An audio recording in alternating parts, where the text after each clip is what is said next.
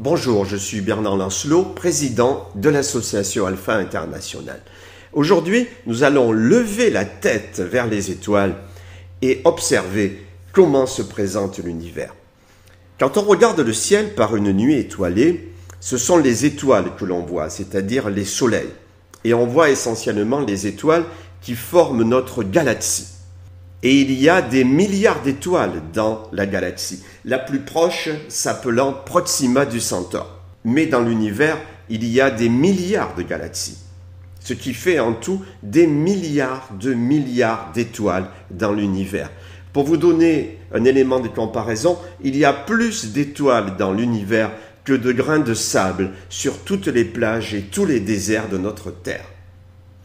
Alors bien sûr, grande question, comment l'univers a-t-il commencé? Au départ, c'était le néant. Le néant vient de nulle part, c'est l'absence d'existence. Et la logique aurait voulu qu'il n'y ait jamais rien eu, puisque le néant, lui, n'a besoin d'aucune explication, car justement, il n'y a rien à expliquer. En revanche, l'existence de l'univers constitue en elle-même un élément déraisonnable, un défi au néant. Pourquoi y a-t-il quelque chose au lieu de rien du tout? Alors souvent, on se représente le néant comme étant un espace vide et silencieux. Or, le néant n'a aucune raison d'être noir ou blanc, d'être silencieux ou bruyant. Le néant n'a rien à voir non plus avec l'espace vide, car l'espace vide, c'est déjà quelque chose. Ce sont là en réalité des représentations de notre mental qui essayent de se raccrocher à ce dont il a l'habitude. Mais en réalité, le néant, c'est l'absence de tout, absence de pensée, absence d'espace, absence de temps et de matière. C'est un état d'absence qui n'a ni commencement ni fin. Dire que Dieu a créé l'univers à partir du néant ne fait que déplacer le problème, car alors comment expliquer Dieu? Qui a créé Dieu? Pour expliquer l'univers, nous sommes obligés de partir du néant absolu, car c'est le seul état duquel en toute logique nous pouvons démarrer. Voici ce qu'enseigne l'occultisme.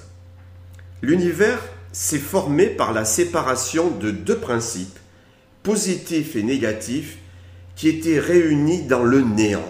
Et cette séparation, c'est ça qui a provoqué l'explosion du Big Bang. En mathématiques, on peut exprimer le néant par l'équation plus 1, entre parenthèses, plus moins 1, entre parenthèses, égale 0. En fait, l'acte de création a consisté à la séparation de ces deux principes, le positif et le négatif, qui se confondaient dans le néant. Ainsi, la physique moderne nous décrit le néant, qu'elle appelle vide quantique, comme étant un état instable. Et l'occultisme complète ce point de vue et nous apprend que cette séparation en deux polarités provoqua une vibration, le verbe, qui structura ensuite l'univers naissant. Cette vibration imposa les lois de la physique et contenait ainsi potentiellement toutes les caractéristiques de notre univers actuel. Vous savez que notre univers est caractérisé par certaines constantes de la physique. Il y a par exemple la gravité, il y a également la charge de l'électron qui est, je crois, 1,6 que multiplie 10 puissance moins 19 coulombs, si mes souvenirs sont bons. Il y a la masse du proton, il y a la vitesse de la lumière, il y a à peu près une vingtaine de constantes de la physique et qui s'inscrivent toutes par des nombres. Mais pourquoi la lumière devrait-elle forcément voyager à la vitesse de 300 000 km par seconde? En théorie, quantité de valeurs différentes auraient pu être attribuées à ces constantes. Le physicien peut d'ailleurs s'amuser à créer sur le papier différents modèles d'univers en choisissant différentes valeurs. Mais alors, il arrive toujours à la conclusion que de tels univers n'auraient pas été viables et soit auraient avorté au bout de quelques millisecondes seulement, soit jamais n'aurait pu générer d'étoiles, et donc de tels univers auraient été stériles. On voit donc que les données initiales de l'univers ne sont pas banales, puisque sur des milliards de combinaisons possibles, seule a été choisie la combinaison qui permet à l'univers de perdurer et d'engendrer la vie. Évidemment, cette combinaison n'est pas le fait du hasard, elle a été décrétée par la conscience cosmique. Et maintenant, je vais vous citer un astrophysicien que vous connaissez sûrement. Il s'agit de Hubert Reeves. Voilà ce que Hubert Reeves a écrit. Imaginons que, loin d'être arbitraire, tous les paramètres de la physique de nos données initiales, aussi bien macroscopiques, entre parenthèses, température, densité, homogénéité, que microscopiques, entre parenthèses, propriétés des interactions entre les particules, soient rigoureusement déterminés à prendre les valeurs qu'ils ont chez nous. Que cette détermination soit inscrite dans une sorte de principe universel, le rêve des physiciens. Il faudrait alors conclure que cet ultime principe contenait déjà potentiellement la recette de l'intelligence et de la conscience. Alors allons plus loin, si vous voulez, et maintenant posons-nous la question, qu'est-ce qu'il y avait avant le temps zéro? Qu'y avait-il avant le commencement de l'univers? Et pourquoi a-t-il fallu attendre un temps infini avant que naisse l'univers?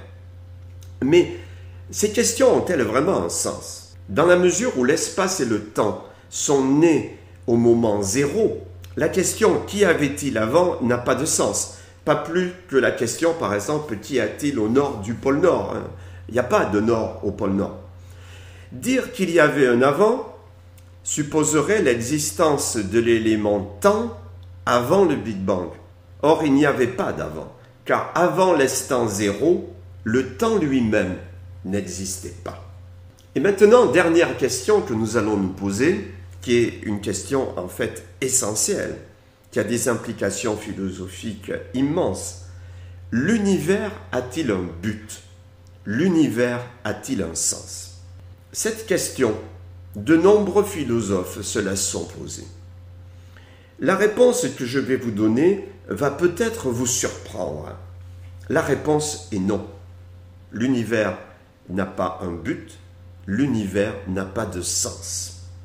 Alors réfléchissons. Pour avoir un but, vous serez d'accord avec moi, il faut poursuivre une condition que l'on n'a pas encore atteinte. Or, l'univers, ou le cosmique, si vous préférez, c'est le grand tout. Il contient tout en lui. Il ne peut donc avoir aucun but puisqu'il a déjà tout. L'univers est, tout simplement.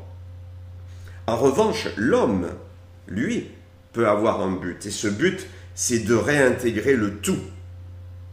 Alors, il y a une autre façon d'aborder le problème qui consiste à dire l'univers aura le sens que l'homme lui donnera. Si l'humanité s'autodétruit, par exemple dans une apocalypse nucléaire, eh bien on pourra conclure que ça n'avait pas de sens. Même ça avait un côté cynique, puisqu'on a donné la vie à des milliards de créatures pour après qu'elles s'anéantissent complètement. Si en revanche nous progressons en spiritualité, et si nous arrivons à générer une civilisation extraordinaire, un véritable âge d'or, là, on pourra conclure que tout cela avait bien un sens. Vous savez, moi je pense que l'univers a bien un sens. Et ce sens, c'est de provoquer une expansion de notre champ de conscience jusqu'à atteindre l'état de pensée pure, l'état de conscience cosmique.